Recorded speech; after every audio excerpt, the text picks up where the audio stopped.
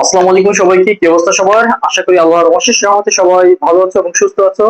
তোমরা বাংলাদেশের যে যে প্রান্ত থেকে আমার এই ক্লাসটি করছো সকলকে যে টিউটোরিয়াল ইউটিউব চ্যানেলের পক্ষ থেকে শুভেচ্ছা এবং অভিনন্দন জানাই। তো আমরা করছিলাম এসএসসি ফিজিক্স এর দ্বিতীয় অধ্যায়। এর আগে আমরা তিনটে টাইপ করছিলাম, অর্থাৎ আমরা লাস্ট যে ক্লাসটি করছিলাম সেটা হলো বুলেটের গতি সম্পর্কিত। তো এখন আজকে আমরা করব যে পরন্ত বস্তুর গতির সূত্রসমূহ দেখব এবং পরন্ত বস্তুর গতির সূত্রসমূহ অ্যাপ্লাই করার জন্য আমাদের কোন কোন নলেজ দরকার আমরা সেগুলো পড়ার চেষ্টা করব। তো এই অধ্যায়ে পরন্ত বস্তুর অঙ্কগুলো খুবই ইন্টারেস্টিং এবং পরন্ত বস্তুর অঙ্কগুলো আনুভূমিকভাবে চলন্ত বস্তুর গতি যখন আমরা করছিলাম, অর্থাৎ মাটিতে চলন্ত বস্তুর গতির ক্ষেত্রে কিন্তু ওখানে সমতল ছিল, সমবেগ ছিল, অনেক কিছু ব্যাপারটা ছিল। কিন্তু পরন্ত বস্তুর ক্ষেত্রে এরকম কোনো ব্যাপার না।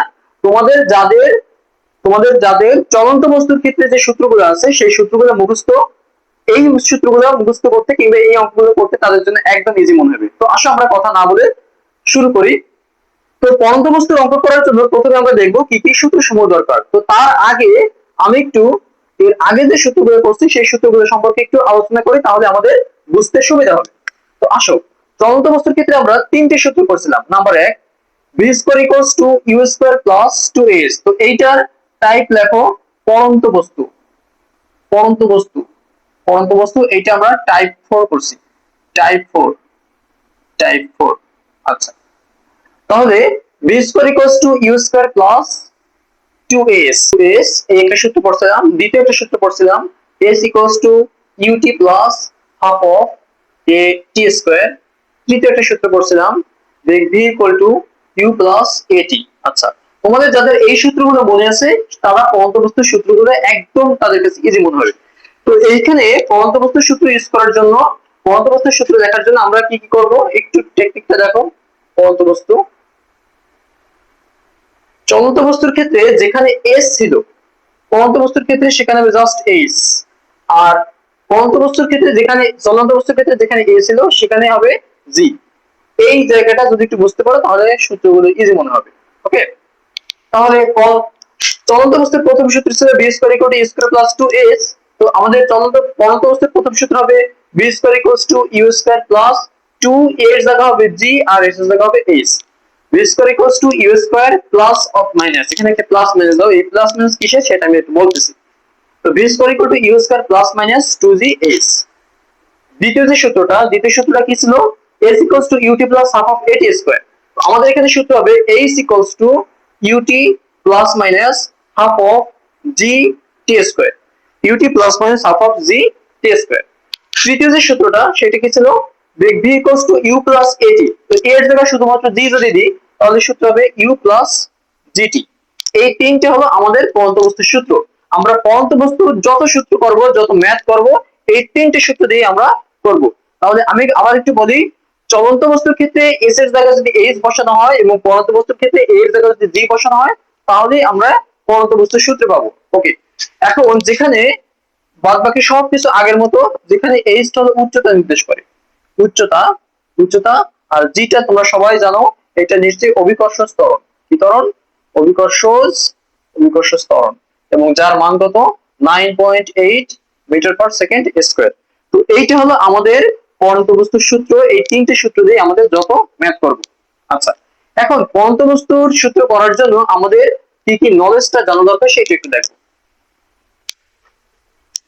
প্রথমে আসো, আমাদের নলেজ কি কি জানা দরকার। নলেজ,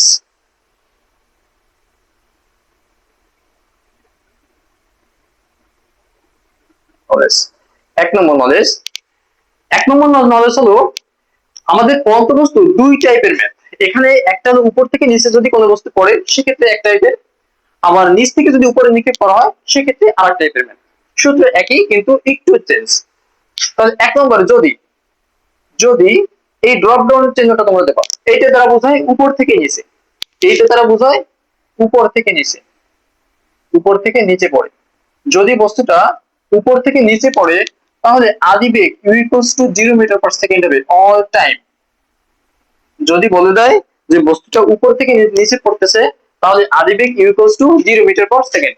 আচ্ছা, যদি যদি শেষ বেগ, যদি আচ্ছা, তাহলে একটু কারেকশন করো, যদি উপর থেকে নিচে পড়ো তাহলে আদি বেগ 0 হবে, কিন্তু কিন্তু শেষ বেগ থাকবে, শেষ বেগ থাকবে, শেষ বেগ থাকবে, অর্থাৎ ভি থাকবে, তাই তো।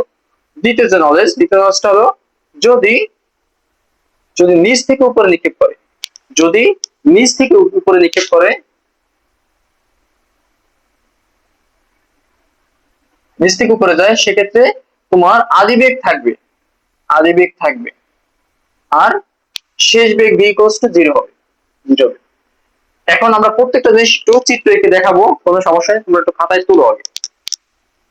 আচ্ছা, তাহলে আরেকটা কথা হলো তৃতীয় নলেজ, যে উঠতে উঠতে যে সময় লাগবে, সময় লাগবে, নামতেও একই সময় লাগবে।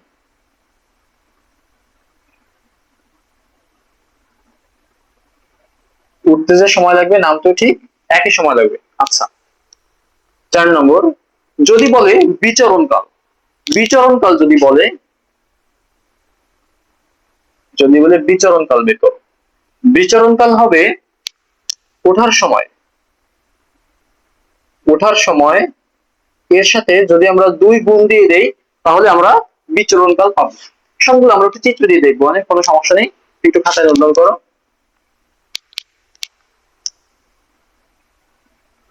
আচ্ছা, পাস পাস হলো যে মিলিত হবে কিনা, বা কোন বিন্দুতে মিলিত হবে,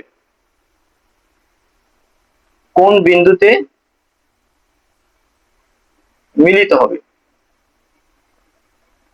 কোন বিন্দুতে মিলিত হবে, এই টাইপের যদি তোমরা অঙ্ক দেখো তাহলে উভয়ের ক্ষেত্রে, উভয়ের ক্ষেত্রে সময় টি হবে, অর্থাৎ সময় একই হবে। আচ্ছা, 6,